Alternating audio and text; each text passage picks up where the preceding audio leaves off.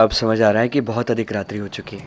यदि इस समय मैं आपको महल में छोड़ता हूँ, किसी ने देख लिया तो पता नहीं आपके विषय में क्या सोचेगा। इसके लिए आपको अकेले ही जाना होगा। क्या सोच रही हैं राजकुमारी? यही कि कदाचित तुम ठीक कह रहे हो, मैं स्वयं चली जाऊंगी। आइए, मैं आपको मार्ग दिखा देता हूँ। आइए।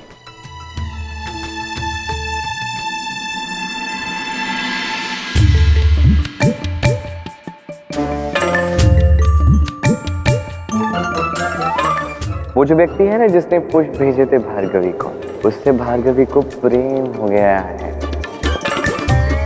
आखिर कौन हो सकता है वो जिसने मेरे लिए ये पुष्प भेजे होंगे? मुझे कल सवेरे पता करना ही होगा। देखिए राजकुमारी, यहाँ से ये सीधी पगडंडी जो जा रही है, वहां से जाइए, दाएं में आपको महल मिल जाएगा। और तुम? मैं यहाँ से चला जाऊंगा। उस ओर? किंतु वहां तो कोई पगडंडी नहीं है। आप चिंता मत कीजिए, मुझे यहाँ के सारे छोटे बड़े मार्ग ज्ञात है जो अपने अपने लक्ष्य तक पहुँचते हैं। पर तुम जा कहाँ रहे हो? इतना जान लीजिए कि कल प्रातः मैं नृत्य की शिक्षा देने अवश्य आऊंगा। मैं प्रतीक्षा करूंगी।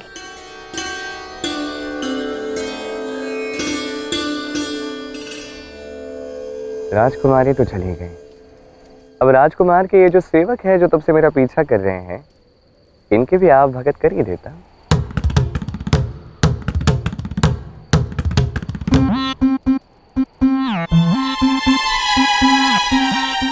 ये अकेले कहाँ जा रहा है? हमें इसका अनुसरण करना होगा। किंतु राजकुमारी, हम यहाँ राजकुमार के काम से आए हैं, राजकुमारी के नहीं। चलो इसके पीछे।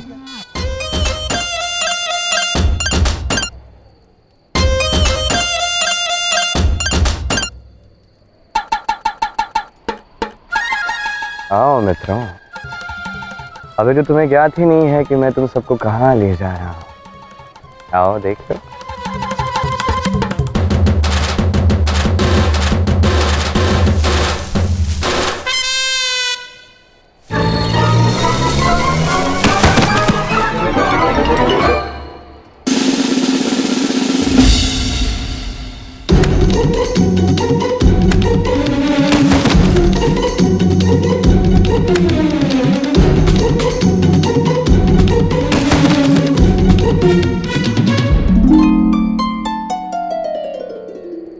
वासु, इतनी रात्रि में जगाने की क्या आवश्यकता पड़ गई? सब ठीक तो है? क्षमा चाहता हूं पिताश्री, रात्रि में प्रजा का हालचाल जानने निकला था और आपने कहा था कि यदि ऐसा कुछ देख लूं जिसके विषय में निर्णय लेना मेरे बस में ना हो तो मैं आपको जगा सकता हूं। पिताश्री, कुछ ऐसा जो हमारे राज्य, हमारी प्रजा और हमारे राज परिवार के लिए बहुत बड़ा संकट बन सकता है। क्या? ऐसा क्या देखा तुमने? कुछ ऐसा जो आपको स्वयं देखना चाहिए और जिसके विषय में निर्णय लेना मेरे अधिकार क्षेत्र से बाहर है। ठीक है, आशा करता हूं बात इतनी ही गंभीर हो जिसके लिए तुमने मुझे जगाना उचित समझा। एक बार देख लें पिताश्री, आप स्वयं कहेंगे कि आपके पुत्र ने आपको जगाकर बहुत अच्छा निर्णय लिया है। मैं आपकी बाहर प्रतीक्षा कर रहा हूं। तुम पद्मावती को नदी किनारे घुमा रहे हो श्रीनिवास, और पद्मावती के पिता तुम्हें मृत्यु की नदी के घाट उतारेंगे। और जब पिताश्री देखेंगे कि मैंने परिवार को कितने बड़े अपमान से बचाया है तो वो मुझे शीघ्र ही राजा बना देंगे। हे महादेव, बस कुछ भी करके उस चोटी तक मैं पहुंच जाऊं। तत्पश्चात आप तो जानते हैं कि मैं क्या करने वाला हूं। क्या करने वाला है ये पहाड़ की चोटी पर जाकर देखना होगा। राजकुमार को हर सूचना पहुंचानी है।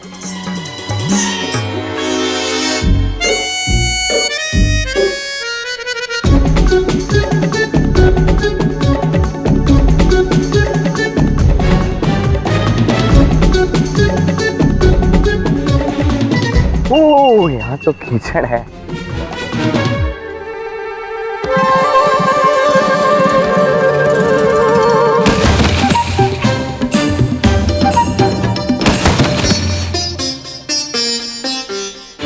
ये क्या दशा बना रखी है तुम लोगों ने? और वो श्रीनिवास और राजकुमारी कहाँ है वो? राजकुमारी तो कदाचित अकेले ही महल की ओर चली गई और वो श्रीनिवास उस पहाड़ी की चोटी पर जा रहा है। अवश्य ही कुछ विचित्र और रहस्यमयी करना चाहता है वो।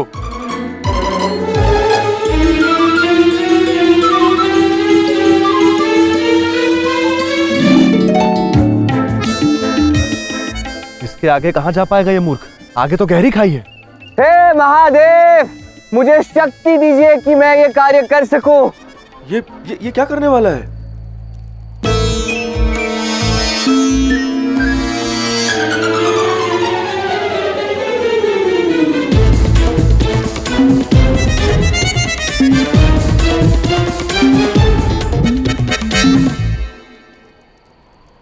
ये तो खाई में कूद गया। इतनी गहन खाई में कूद कर तो कोई भी जीवित नहीं रह सकता।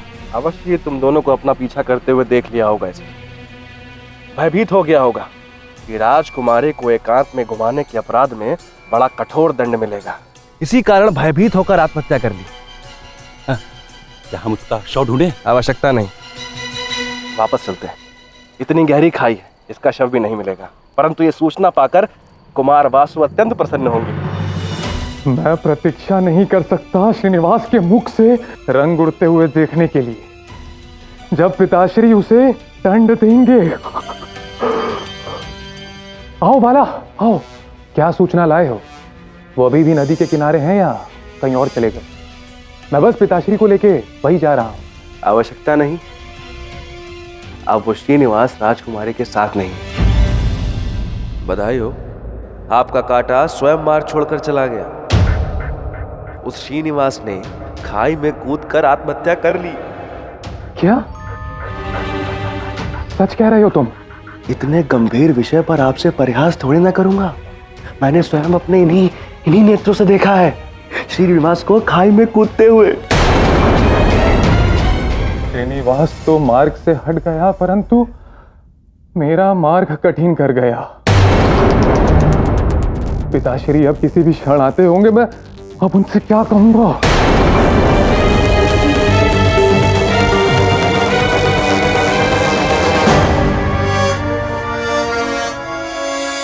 चलो बाला, देखते हैं कौन सा संकट है हमारे राज्य और परिवार पर। क्षमा चाहता हूं पिताश्री आपको कष्ट देने के लिए, परंतु समस्या का समाधान हो चुका है। महादेव की कृपा है कि इतनी बड़ी बाधा टल गई। बाला भी मुझे यही बताने आया था, है ना बाला? हाँ। पहले तुम्हें लगा कि संकट ऐसा है जिसका हल केवल मैं निकाल सकता हूं, और अब तुम कितनी सरलता से कह रहे हो कि संकट टल गए।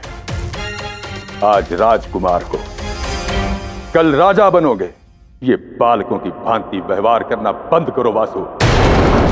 तुम्हें मुझे तब जगाना चाहिए था जब तुम्हें लगता कि तुम इस समस्या का समाधान नहीं निकाल सकते।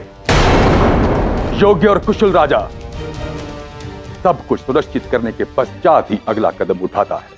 इतनी हड़बड़ाहट में निर्णय लेना और फिर उसे बदल देना, यह तुम्हारे जैसे भावी राजा को शोभा नहीं देता। यदि ऐसे ही चलता रहा वासु, तो मैं ये सोचने पर विवश हो जाऊंगा कि तुम राजा बन भी सकते हो या नहीं।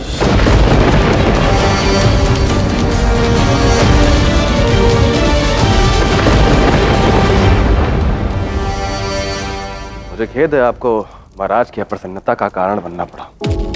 मैं अप्रसन्न होने के नहीं, प्रसन्न होने के कारण ढूंढता हूं बाला। पर जो कुछ भी हुआ, कम से कम ये श्रीनिवास नाम का कंकड़ तो मेरी आंखों से निकला। प्रसन्नता तो मुझे भी बहुत हुई। उस श्रीनिवास की मृत्यु से स्वयं को अत्यधिक चतुर समझता था।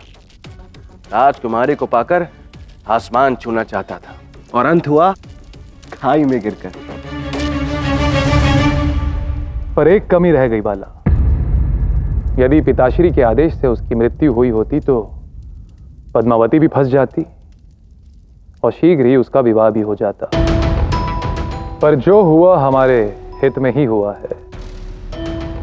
कल की सुबह सच में सुप्रभात होगी। अपनी बहन का आंसुओं से भरा मुख देखकर मुझे बहुत प्रसन्नता होगी बाला।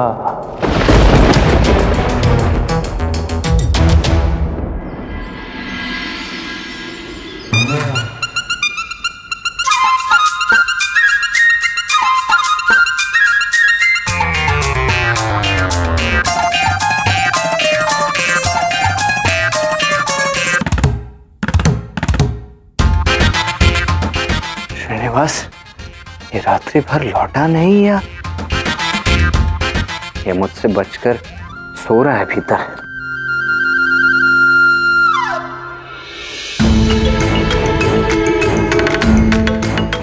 ये क्या, शैया भी खाली है? फिर यदि ये रात्रि में लौटा ही नहीं तो फिर है कहाँ? तुम दोनों के हाथ इतने धीरे क्यों चल रहे हैं आज? शीघ्रता से श्रृंगार करो ना।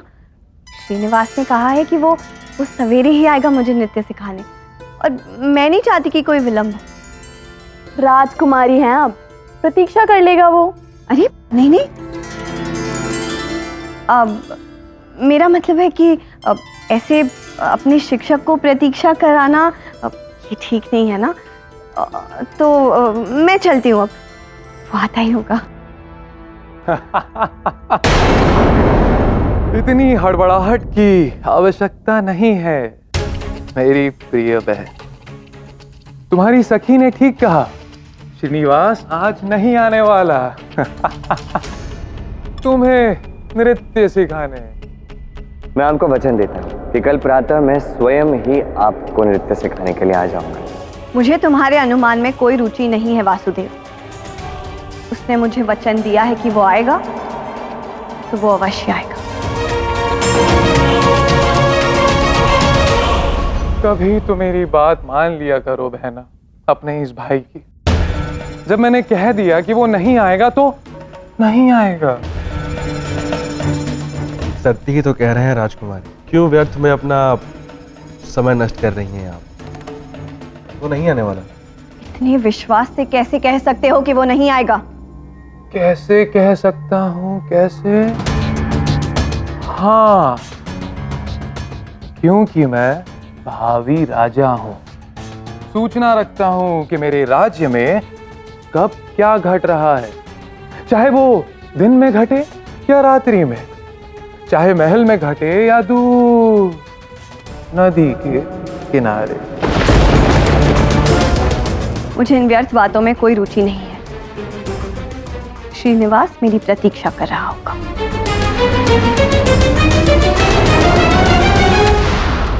प्रतीक्षा?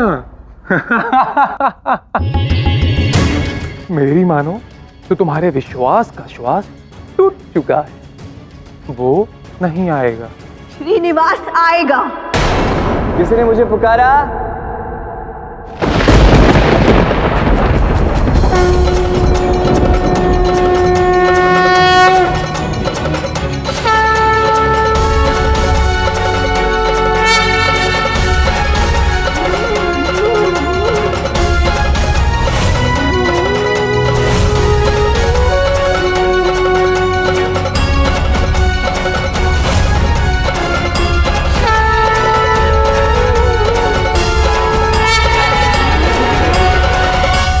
प्रणाम राजकुमारी।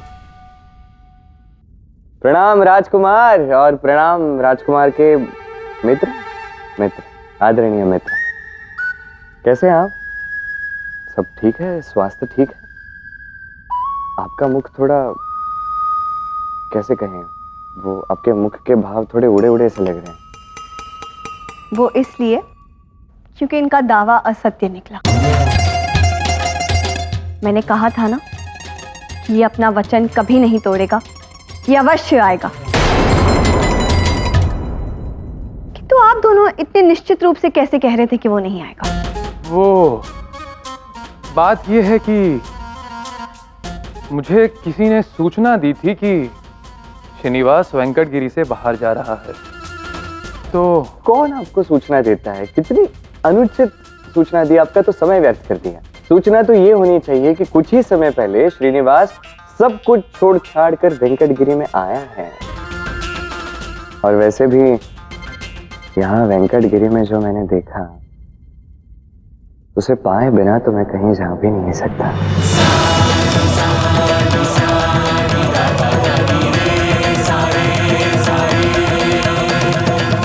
अब तो समझ लीजिए यही मेरा संसार है।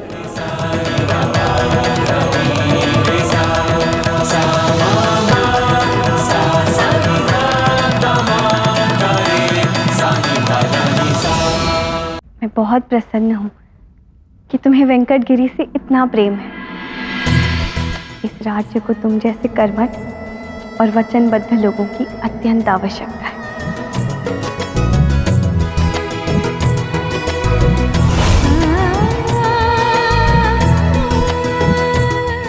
धन्यवाद। तो नृत्य अभ्यास आरंभ करने चले? हाँ हाँ राजकुमारी, उसी के लिए तो आया हूँ। चलिए। आप राजकुमार वासु क्या दीजिए।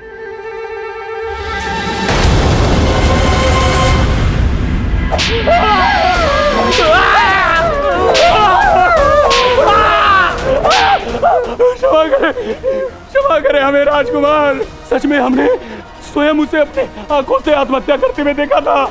यदि उसने आत्महत्या की, वो जीवित कैसे रह गई? कैसे? झूठ बोलते हो। शांत मित्र शांत, ये सत्य कह रहे हैं। मैं स्वयं इनके साथ था और मैंने भी वही देखा जो इन्होंने देखा। फिर तो श्रीनिवास बड़े पुरस्कार का अधिकारी है। इतनी गहरी खाई में कूदने के पश्चात भी वो जीवित बच गया। वाह, श्रेष्ठ नर्तक और श्रेष्ठ मायावी भी। वो कोई माया नहीं थी कुमार। कृतक करके मेरे घाव पे नमक मत छिड़को। अब तक तुमने सिर्फ इसका स्वर सुना है, कहीं ऐसा ना हो कि इसका स्वाद भी चखना पड़ जाए।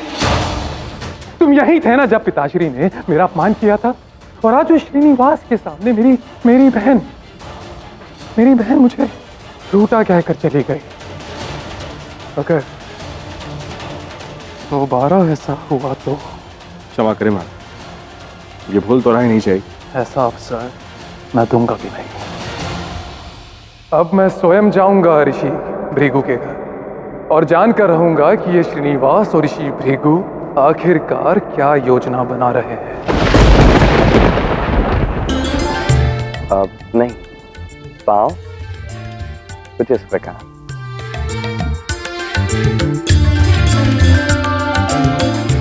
अब हाथ वहां नहीं, हाथ यहां से।